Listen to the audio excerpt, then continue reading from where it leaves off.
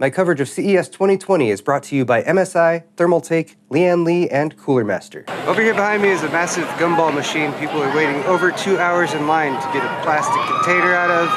They're very excited about it, but more to the point, guys, this is my last CES 2020 video.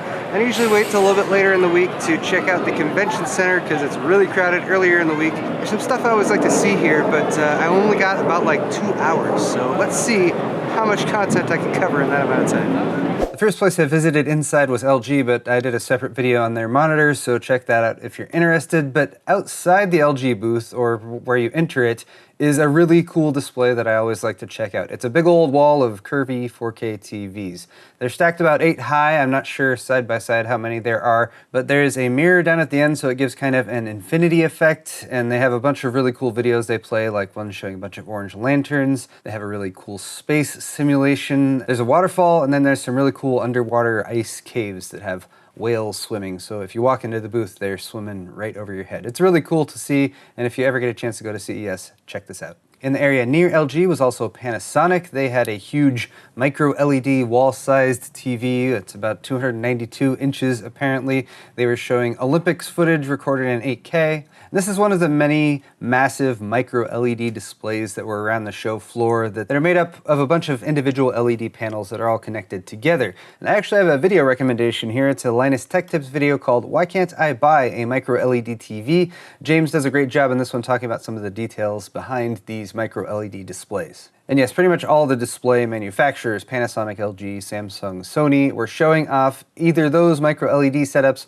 or 8K displays. 8K displays, all the rage this year at CES 2020. These 8K TVs all look very nice, look very sharp, but to quote Scott Wasson, I think we need better pixels right now, not necessarily more of them. I would prefer better color depth, higher refresh rates, faster response times in televisions versus these 8K ones that have a dubious amount of actual source footage to show on them. Of course, several manufacturers, including Samsung, had TVs that rotate 90 degrees so that they can show you portrait mode video taken from cell phones.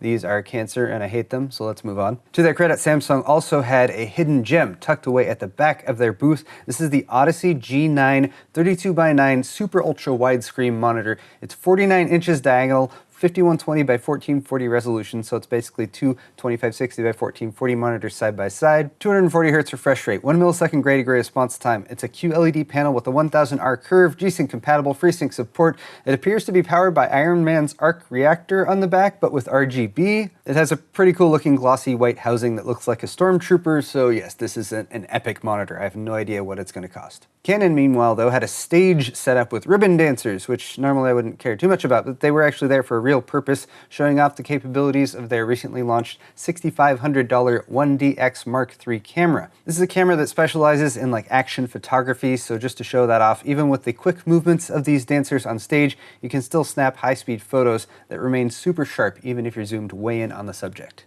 Oh, and then Sony had a car. You guys may have heard of this. It's called the Vision S. This is an electric concept car focused on safety, entertainment, and adaptability, according to Sony.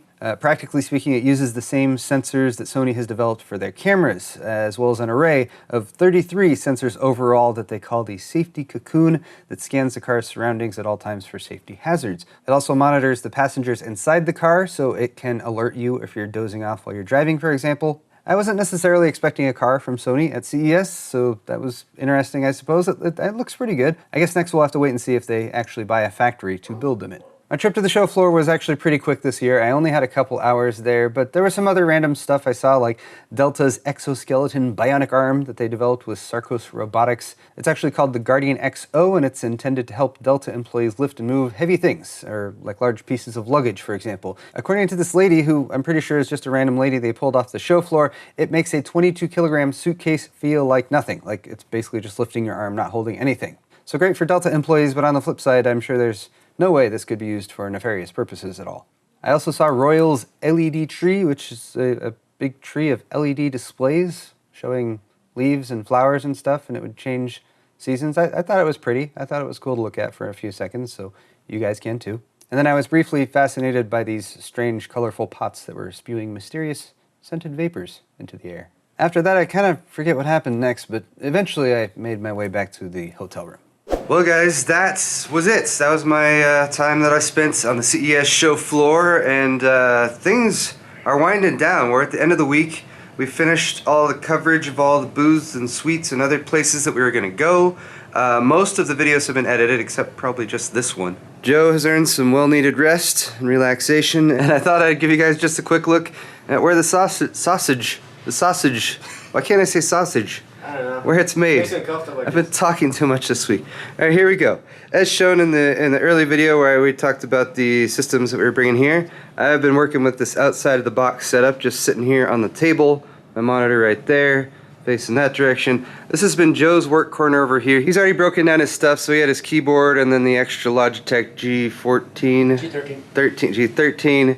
And a bunch of stuff going on there. He's got an ultra wide with the 1080 monitor next to it. This is a 240Hz monitor, but we didn't really have any time to play any games this week. And then our main workhorse, the 3950X build in a little Lian Li T150 right here. Really good job, very good job, little computer. It had one random restart right at the beginning of the week, and after that it was rock solid.